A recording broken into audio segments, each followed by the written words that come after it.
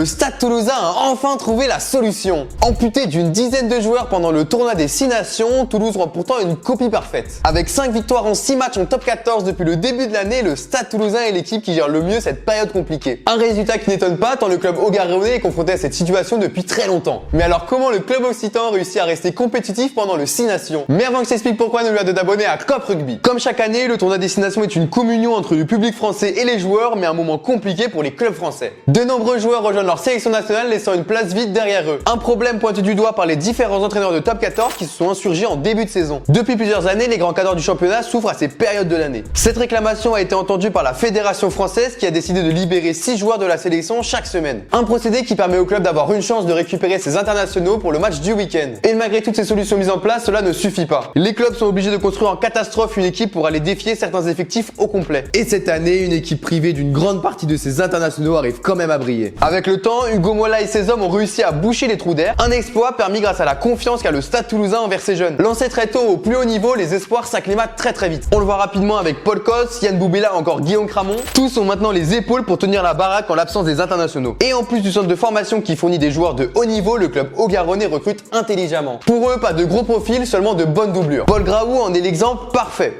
Relégué sur le banc en la présence d'Antoine Dupont, il a réussi au fil des matchs de doublure à s'imposer. Alors forcément, ce n'est pas magique, mais le demi-mêlée toulousain ne s'est pas retrouvé au top par hasard. Il lui a fallu connaître des prestations moins bonnes avant de trouver le bon rythme. Le staff a réussi à créer un deuxième effectif sans les internationaux. Une prouesse rare de la part des Rouges et Noirs qui ont lancé pas moins de 50 joueurs cette saison. C'est tout simplement un record. Pour comprendre que le Stade Toulousain gère cette période à la perfection, il faut regarder chez les voisins. Du côté bordelais qui lui fournit uniquement 6 joueurs, ce n'est pas le même constat. 3 défaites sur les 5 premiers matchs de doublon contre des adversaires directs. Les Bordelais manquent cruellement d'automatisme en l'absence des cadres. Le Stade Rochelais, le Racing 92 illustrent également cette difficulté. Seulement 3 victoires pour les Rochelais et une pour les Racingmen qui n'y arrivent plus sans sa charnière. Pour l'heure, les clubs doivent encore composer sans les joueurs internationaux pour au moins 2 matchs. 2 rencontres qui seront cruciales pour les écuries du top 14. Et toi, penses-tu que le Stade Toulousain a le meilleur centre de formation? Si t'as kiffé, n'oublie pas de t'abonner à Cop Rugby.